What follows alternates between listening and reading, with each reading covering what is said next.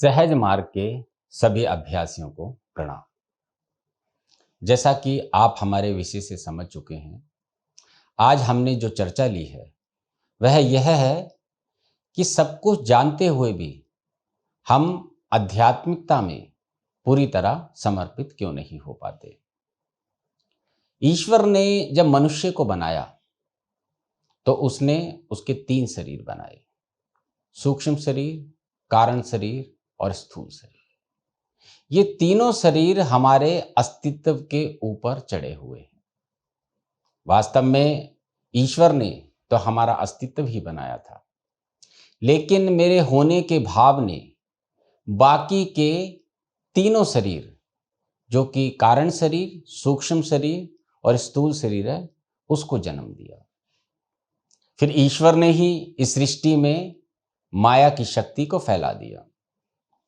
अब जो भी मनुष्य है वह माया के इर्द गिर्द ही पूरे जीवन भर घूमता रहता है। हमारी जो 5 इंद्रियां हैं, आंख, नाक, कान, जिह्वा और त्वचा, ये हमें इस भौतिक संसार की ओर आकर्षित करती रहती है। हम सब जानते हैं कि हम मृत्यु लोक में हैं, हमारी मृत्यु निश्चित है, फिर भी हम अपने आत्म साक्षात्कार की ओर नहीं बढ़ते हैं। तो इसका मुख्य कारण है कि जो माया की शक्ति ईश्वर ने बनाई है, हम उससे अलग नहीं हो पाते हैं। अब दूसरी बात आती है कि ऐसी कौन सी शक्ति हमारे भीतर ईश्वर ने प्रवाहित की है जिसके माध्यम से हम आत्म साक्षात्कार कर सकते हैं। तो आप सब जानते हैं, वह शक्ति हमारे भीतर मन के रूप में है। मन उसी ईश्वरी शक्ति का अंश है जिससे इस सृष्टि का निर्माण किया गया था। मनुष्य ने भी अपनी एक अलग सी सृष्टि बना ली है और इसी मन की सहायता से जितने भी आविष्कार आप देख रहे हैं, वह सब इसी मन ने बनाए हैं, जो कि ईश्वर की शक्ति है। तो अब हमें करना क्या है कि हम इसी जीवन में आत्म साक्षात्कार को प्राप्त कर सकें। तो इस समस्या के समाधान के लिए आप सब जानते हैं, बाबूजी महाराज, जो कि एक विशिष्ट विभूति है, इस धरा पर अवतरित हुई। वह अपने साथ एक पद्धति लेकर आए, सहज मार्ग पद्धति। इस पद्धति के आधार पर, इसके अनुसरण करने पर हम बड़ी ही सहजता से पहले आत्म साक्षात्कार, फिर ईश्वर साक्षात्कार और उसके उपरांत भूमा का साक्षात्कार प्राप्त कर सकते हैं। तो हम लोगों को पद्धति भी पता है, लेकिन हम माया की शक्ति से बाहर नहीं निकल पा रहे हैं। तो इसका मुख्य कारण क्या है? इसका मुख्य कारण है कि हम वास्तव में अपने लक्ष्य को निर्धारित नहीं कर पा रहे हैं कि मेरा लक्ष्य क्या है। हम सहज मार्ग के अभ्यासी बन गए, लेकिन हमने अपना उच्चतम लक्ष्य जो है वो अभी तक निर्धारित नहीं किया है।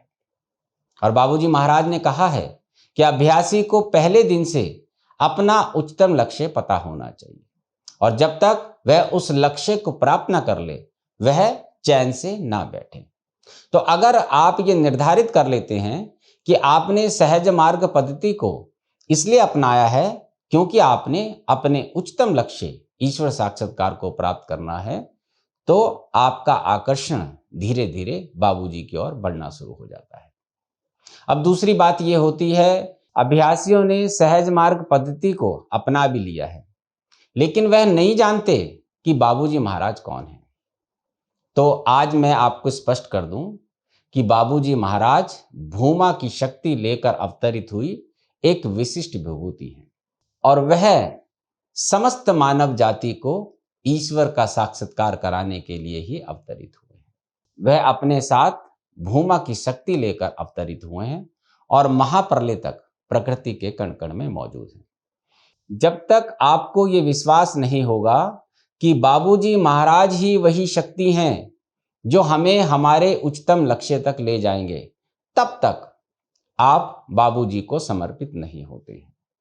तो बाबूजी को जानने के लिए आप बाबूजी की पुस्तकें पढ़ें और समझें कि वास्तव में बाबूजी महाराज हैं कौन। जब आप पूरी तरह से समझ जाएंगे कि बाबूजी महाराज भूमा की शक्ति हैं, तब आपके अंदर स्वतः ही समर्पण जागृत होना आरंभ हो जाएगा। और जब समर्पण होता है तो लय अवस्था आरंभ होती है, और जब लय अवस्था आरंभ होती है तब हमारे अंदर वैराग जागृत होता है। अगर आप अपनी इच्छा से इस माया की शक्ति से बाहर निकलने का प्रयास करेंगे तो वह आपके लिए संभव नहीं है, क्योंकि ये 5 इंद्रियां आपको आकर्षित करती हैं। हमारे चारों ओर हमारे रिश्ते नाते, मित्र, हमारा धन संपत्ति हमें बार बार आकर्षित करता है। हमें ये सत्य तो पता है, हम खाली हाथ आए थे और खाली हाथ ही लौट जाएंगे, लेकिन फिर भी हम इस माया की भाग दौड़ में फंसे रह जाते हैं। कब ये जीवन समाप्त हो जाता है हमें ये भी पता नहीं लगता, और ईश्वर का साक्षात्कार तो बहुत दूर की बात है।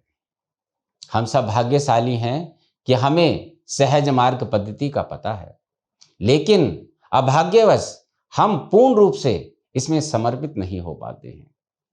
केवल आपको प्रतिदिन आधा घंटा बाबूजी के लिए निकालना है।